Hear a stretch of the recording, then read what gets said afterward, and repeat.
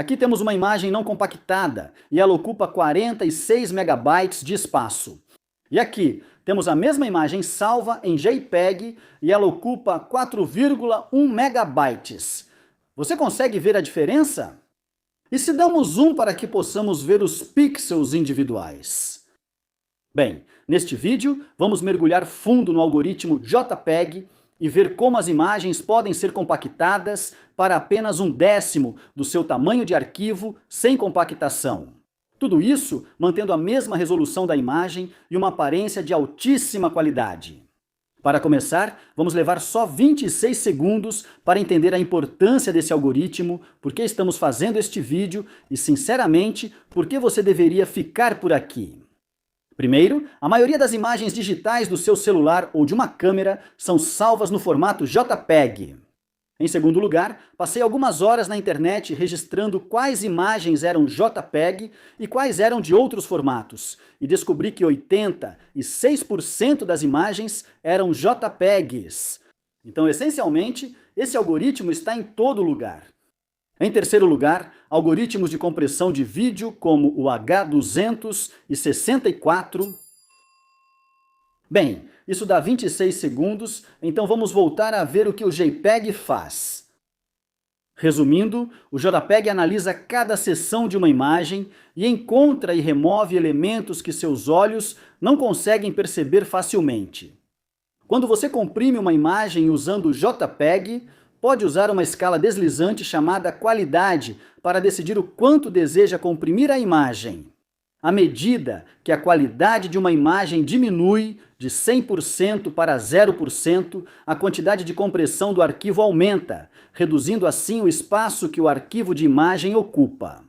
Aqui temos 12 imagens, juntamente com a qualidade e o tamanho do arquivo de cada imagem. À medida que continuamos a comprimir a imagem, podemos ver que a resolução da foto ou o número de pixels permanece o mesmo. Mas, eventualmente, aparecem esses quadrados defeituosos, que tecnicamente são chamados de artefatos. Vamos pegar a imagem com 90% e a imagem com 10% e dar um zoom.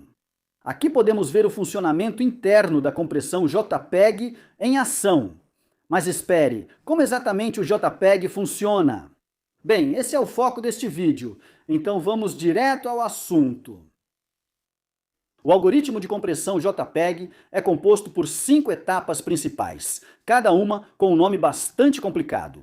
Mas antes de entrarmos nos detalhes, é importante primeiro entender o motivo pelo qual o JPEG funciona. Os olhos humanos não são perfeitos. Eles têm suas nuances, e o JPEG explora essas nuances para remover informações que nossos olhos não são bons em perceber. Por exemplo, no olho humano existem 2 tipos diferentes de células sensíveis à luz, bastonetes e cones. Os bastonetes não são sensíveis à cor e são essenciais para enxergar em condições de pouca luz, enquanto os cones, com seus receptores de cor vermelho, verde e azul, são sensíveis à cor. Além disso, em cada olho existem 100 milhões de bastonetes, enquanto há apenas 6 milhões de cones. E, como resultado, seus olhos são muito mais sensíveis ao brilho e à escuridão de uma imagem, o que é chamado de luminância, e muito menos sensíveis às cores contidas nessa imagem, o que é chamado de crominância. Veja esta imagem de algumas tulipas. A versão em preto e branco, que mostra só a luminância, parece tão detalhada quanto a colorida. No entanto, quando olhamos apenas para a cor ou a crominância, essa mesma imagem parece significativamente menos detalhada. Então, vamos ver como o algoritmo JPEG explora as nuances do olho humano. O primeiro passo é a conversão do espaço de cor. Veja, a imagem original é composta por pixels, e cada pixel tem um componente vermelho, verde e azul, cada um com um valor de 0 a 255. E a combinação desses 3 valores, de R, G e B, resulta em uma cor para um único pixel. O processo de conversão de espaço de cor pega esses 3 valores de R, G e B para cada pixel e calcula 3 novos valores: luminância, crominância azul e crominância vermelha, abreviados como Y, CB e CR. Esse processo é reversível e nenhum dado é removido durante a conversão. No entanto, o próximo passo, chamado subamostragem de crominância, elimina muitos dados. Lembra como dissemos que nossos olhos são ruins para detectar cor ou crominância em comparação com brilho ou luminância? Bem, na subamostragem pegamos tanto as imagens dos componentes de crominância azul quanto vermelho e dividimos essas imagens em blocos de 2 por 2 pixels. Depois, calculamos o valor médio de cada bloco, removemos as informações repetitivas e reduzimos a imagem para que cada valor médio de um bloco de 4 pixels ocupe um único pixel. Como resultado, as informações que nossos olhos têm dificuldade em perceber, as imagens dos componentes de crominância vermelha e azul, são reduzidas para 1/4 do tamanho original, mas a luminância permanece a mesma. Agora, com apenas 2 passos, a imagem está com metade do tamanho original. Observe que, ao remontar a imagem, as imagens de crominância azul e vermelha são redimensionadas para corresponder ao tamanho do componente de luminância, com os valores RGB sendo recalculados a partir da luminância, crominância azul e crominância vermelha. E como a luminância muda de pixel para pixel, os valores RGB recalculados também podem mudar de pixel para pixel. Os próximos 2 passos são definitivamente um pouco mais complicados, e eles são chamados de transformada discreta do cosseno, ou DCT, e quantização. Essas 2 etapas também removem informações, explorando o fato de que nossos olhos não percebem bem elementos de alta frequência nas imagens. O que isso significa? Bem, vamos dar uma olhada nessa foto da floresta. Nossos olhos são ótimos para ver a borda de uma árvore ou o contorno de uma pedra. Mas quando se trata de focar e distinguir dados de cor de alta frequência, como fios de grama isolados, folhas individuais em um agrupamento de folhas ou variações nas sombras criadas pelas folhas de uma árvore, nossos olhos realmente não conseguem captar os detalhes. Além disso, a maioria das fotografias de natureza ou paisagem possui partes da imagem que estão fora de foco, e remover variações de cor de alta frequência para criar texturas mais suaves passa despercebido. Então, como o algoritmo JPEG explora as nuances do olho humano? Bem, essencialmente, as etapas de transformada discreta do cosseno e quantização percorrem cada seção da imagem e identificam áreas que possuem alta frequência de alternância de crominância ou luminância. Esses elementos que nossos olhos não conseguem perceber são então removidos. Esse processo é bastante complicado, mas tenha paciência conosco. Usaremos a imagem do componente de luminância como exemplo. Saiba que o mesmo ocorre com ambos os componentes de crominância. O primeiro passo é dividir toda a imagem em seções de 8 por 8, chamadas blocos, cada uma com 64 pixels, com valores de 0 a 255, que representam a luminância de cada pixel. Em seguida, deslocamos cada valor, subtraindo 128 de cada um. Assim, o intervalo passa a ser de menos 128 a 127, onde menos 128 é preto e 127 é branco. O próximo passo é complicado, então vamos começar com uma analogia. Imagine que você tem uma pintura que deseja recriar e só possui uma dúzia de cores diferentes. Para recriar essa pintura, você vai precisar talvez de 15 partes da primeira tinta, depois 3 partes da segunda tinta, seguido de 8 partes da terceira tinta, até usar talvez 11 partes da última tinta. E no final, recriamos nossa pintura original. A transformada discreta do cosseno funciona mais ou menos assim. No entanto, em vez de tinta, usamos essas 64 imagens base. E assim como na nossa analogia, podemos reconstruir qualquer bloco de 64 pixels usando uma combinação dessas 64 imagens, base com cada imagem multiplicada por um valor ou uma constante que indica quanto daquela imagem base está sendo usada. Assim, esse bloco de 64 pixels, cada um contendo um valor, é transformado em 64 valores ou constantes, que representam quanto de cada imagem base está sendo usada. Vamos pegar esta letra A, por exemplo. Podemos reconstruir esta letra A usando esse conjunto de 64 imagens, base com uma constante multiplicada por cada imagem base. Somamos todas as imagens base multiplicadas por suas respectivas constantes e, como resultado, obtemos esta letra A. Nada na DCT realmente comprime ou reduz a imagem, mas o próximo passo, a quantização, faz isso. Então, como funciona a quantização? Bem, aqui temos nossa tabela de constantes correspondente à utilização de cada imagem base. O próximo passo é dividir cada valor na tabela de constantes pelo valor correspondente na tabela de quantização e arredondar cada resultado para o inteiro mais próximo. A tabela de quantização traz números maiores no canto inferior direito, onde ficam dados de alta frequência menos perceptíveis, e menores no canto superior esquerdo, onde há padrões mais distintos. Depois que dividimos cada constante pelo valor correspondente na tabela de quantização e arredondamos para o inteiro mais próximo, os dados dos nossos blocos ficam assim. Ele tem apenas alguns números e muitos zeros. Nesta etapa, estamos descartando dados, mas na verdade, estamos apenas descartando dados que nossos olhos não percebem, então nem conseguimos notar a diferença. Também usamos uma segunda tabela de quantização com os valores de crominância, que são maiores, e assim geramos ainda mais zeros na tabela resultante.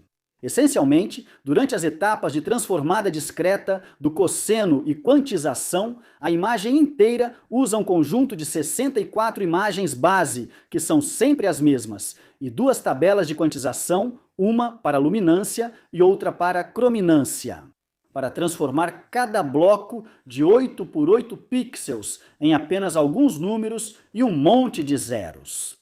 A última etapa é chamada de codificação por comprimento de execução e Huffman, e nela listamos todos os valores de cada bloco, tanto nas imagens de luminância quanto nas de crominância.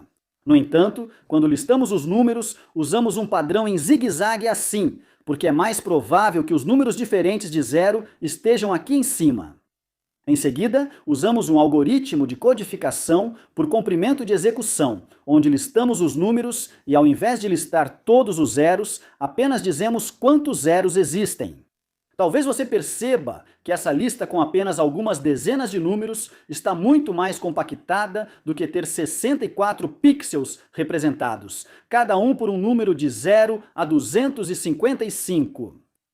Em seguida, aplicamos um esquema de codificação de Huffman, que é um algoritmo de codificação distinto. Isso é explicado muito bem neste vídeo do Tom Scott, que você deveria assistir depois. Nós discutimos o algoritmo de compressão de vídeo H264 e como a imagem é reconstruída, além de algumas ressalvas. O algoritmo de compressão de vídeo H264, também chamado de codificação de vídeo avançada ou AVC, é atualmente o algoritmo de compressão de vídeo recomendado para enviar vídeos ao YouTube. E ele utiliza técnicas como amostragem reduzida de crominância ou chroma subsampling, além de variações da transformada discreta do cosseno e quantização. No entanto, o H264 é mais complicado porque, em vez de comprimir uma única imagem estática, como no JPEG, a compressão de vídeo precisa comprimir de 24 a 60 ou mais quadros para cada segundo de vídeo. A explicação bem curta é que ele usa quadros intra ou iframes, que são semelhantes a imagens JPEG em 1 a cada 30 quadros. E então, para os outros 29 quadros, ele usa predição ou predição bidirecional para codificar apenas a diferença e o movimento, usando quadros já decodificados como referência. Observe que a frequência dos iframes varia bastante e normalmente há um iframe no início de cada mudança de cena, já que a predição não funciona bem entre mudanças de cena.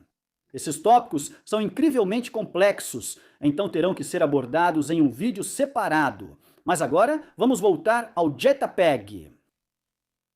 Para reconstruir a imagem original, seguimos o conjunto inverso de etapas. Primeiro, desmontamos a codificação por comprimento de execução e aplicamos os esquemas de decodificação de Huffman, colocando os valores em nossos blocos de 8 por 8. Em seguida, multiplicamos cada valor pela tabela de quantização e depois multiplicamos as constantes resultantes pelas imagens base correspondentes, somando todas as imagens base constituintes. Depois, ampliamos as imagens de crominância vermelha e azul e reconvertemos os valores de luminância e crominância para o espaço de cores vermelho, verde e azul. Com isso, podemos ver como 4 blocos de luminância e 2 conjuntos de blocos de proeminência resultam em uma grade de 16 por 16 pixels. Finalmente, quando reduzimos o zoom, temos algo que parece quase idêntico à nossa imagem original não comprimida. É realmente impressionante como seu smartphone pode capturar imagens compostas por milhões de pixels e depois realizar cálculos em cada bloco de 8 por 8 pixels, comprimir todos esses dados em apenas algumas dezenas de números e depois descomprimir a imagem mais rápido do que você leva para deslizar o dedo pela tela. Por exemplo, esta foto tem 4.032 por 3.024 pixels, o que resulta em um total de 190.512 blocos. E para comprimir ou descomprimir essa imagem, cada bloco precisa passar por cada etapa do algoritmo.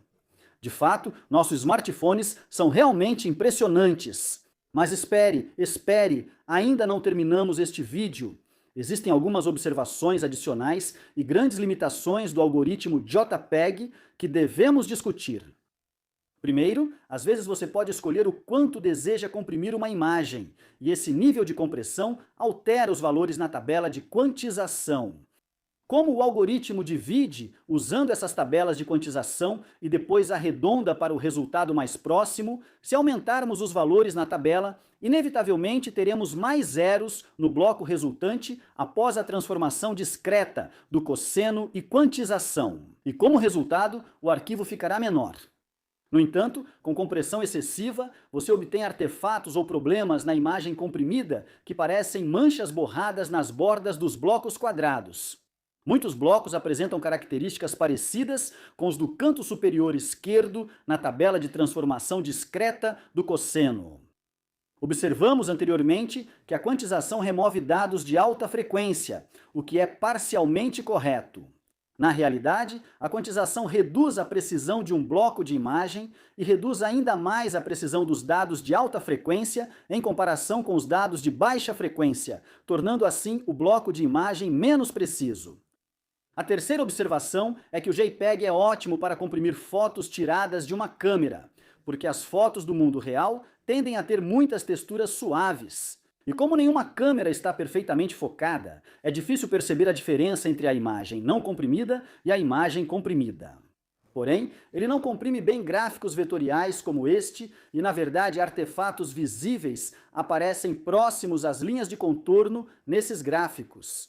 Isso acontece porque o algoritmo JPEG precisa reconstruir essas linhas retas usando as imagens base, que não funcionam perfeitamente quando os dados são comprimidos. Portanto, recomenda-se não comprimir gráficos vetoriais usando o algoritmo JPEG. Por fim, o JPEG é de longe o formato de imagem mais comum porque é antigo, bem compreendido e livre de royalties. Há vários outros formatos de imagem, alguns com compressão ainda melhor. É basicamente isso sobre a compressão JPEG. Acreditamos que o futuro exigirá uma forte ênfase na educação em engenharia, e somos gratos a todos os nossos patrocinadores do Patreon e membros do YouTube por apoiarem essa transmissão. Se você quiser nos apoiar pelo programa de membros do YouTube ou pelo Patreon, pode encontrar os links na descrição. Também lembre-se de se inscrever, comentar abaixo e compartilhar este vídeo com outras pessoas. Aqui é a Branch Education. Obrigado por assistir até o final.